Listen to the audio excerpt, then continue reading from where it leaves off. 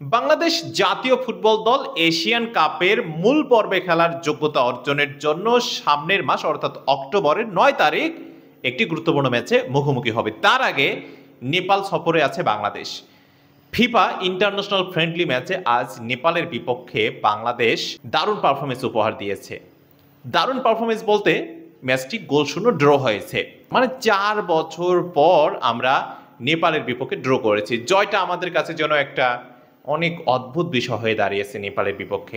নেপালের বিপক্ষে বাংলাদেশ জিততেই পারতেছে না, কোনোভাবেই জয় পাচ্ছেই না। বাংলাদেশের আজকে যে ধরনের পারফরমেন্স দেখেছি, আসলে ম্যাচের ৩৯ মিনিটে একটা হাফ চান্স তৈরি হয়েছিল, বিশেষ করে লম্বা একটা থ্রো।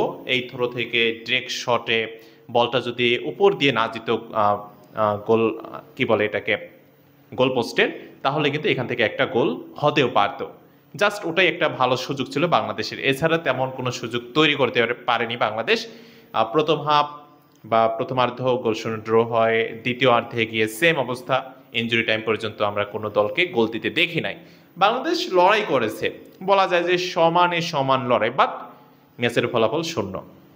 বাংলাদেশ চেষ্টা করেছে, চান্স হতে পারেনি। ৯ তারিখের ম্যাচটা বাংলাদেশের জন্য অনেক বেশি ইম্পর্টেন্ট, কারণ বাংলাদেশ যদি এখানে একটা জিততে পারে, এই ম্যাচটা যদি ৯ তারিখের ম্যাচটা যদি বাংলাদেশ জয় নিয়ে ফিরতে পারে, তাহলে এটা একটা বড় সেলফ কনফিডেন্স তৈরি করবে, একটা ভালো আত্মবিশ্বাস তৈরি করতে পারবে, এবং সেই আত্মবিশ্বাস নিয়ে অক্টোবরের ৯ তারিখ যখন আবারও মাঠে নামবে বাংলাদেশ, তখন সেটাকে কাজে লাগিয়ে হয়তো বা একটা ভালো জয় নিতে পারে বাংলাদেশ। সো ফাইনালি বাংলাদেশ ৯ তারিখের ম্যাচটা জিতুক, আত্মবিশ্বাস তৈরি করুক, এবং ৯ অক্টোবরের ম্যাচেও জিতুক সামনের মাসে। তেমন কিছু বলবো না আজকে, বাংলাদেশ ভালো খেলেছে, জাস্ট লড়াই ভালো করেছে। ধন্যবাদ।